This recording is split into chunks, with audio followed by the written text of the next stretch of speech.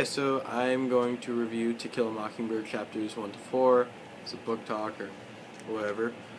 Um, Essentially, I guess I can give a little summary of what happened. In chapter 1, Scout, Jem, and they meet a boy named Dill. They live in a place called Macomb County in Alabama, and they become friends. And then in chapter 2, Scout starts first grade, and then it causes some trouble for her with her teacher, Miss Caroline.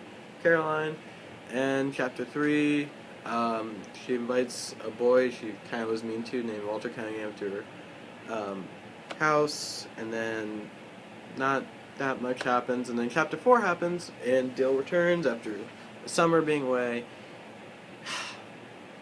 Okay. Now, I know this sounds kind of vague, but that's the thing about this book. It just sounds... I don't know what is terribly going on.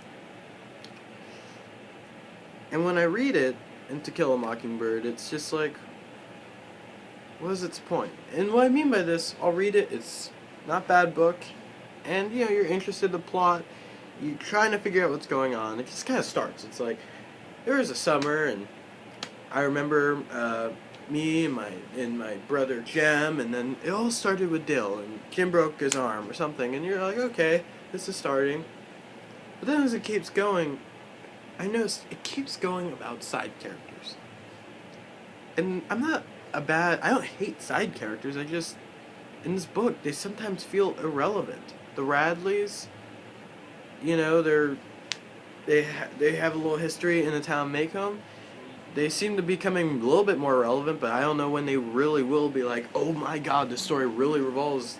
Besides, Atticus, Jem, Dill, and Scout about the Radleys, or the Ewells, the bad family Macomb. I don't really get their point. Miss Caroline, which is Scout's teacher, and Scout is out first grade, so I don't really know what her relevance was. So that's my problem with this book. I don't always see what the relevance of these characters are. They just are there, and they're constant. And not saying you have to have a lot of different characters, but the book focuses so much on them, doesn't focus on Scout, and it doesn't give me enough reason to be like, I really, really care what Scout's doing. Not saying I don't, but it needs to work on that. It's not quite focused, and it just goes on to these side things, side characters, other little plot points that really don't have to do with the book, in my opinion, and it just seems like, why is it there?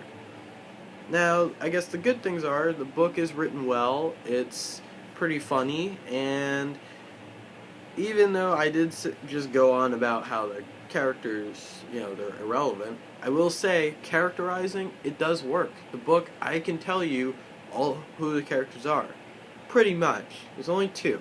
Atticus, who I feel like is going to be put in a little later and really described, and Scout. I feel like I don't know Scout as much as I would want to, but I think, since she is protagonist, we'll learn more. But I gotta say, I read that this book was about, a lawyer, I guess, trying to defend a black man during the Great Depression, and I'm reading it, and I don't see where that's coming.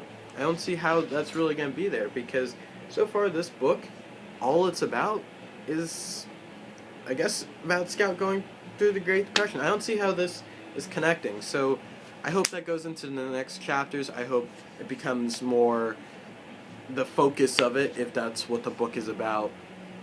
I didn't hate To Kill a Mockingbird. I thought it was it's a decent book so far. Does it live up to its hype? Not really. Is it gonna get better? I hope. And is it horrible? God, no. So, what do I give To Kill a Mockingbird? A C. It's a mediocre book. It has give and take. I can give the funniness, the well-written, descriptiveness. I mean, it does paint a really good picture, in my opinion, of how its life is during the Great Depression. That's one of the other things. That's a positive. Cons, too many side characters, too many just losing focus out of the story. I hope it gets better, and that's my book project.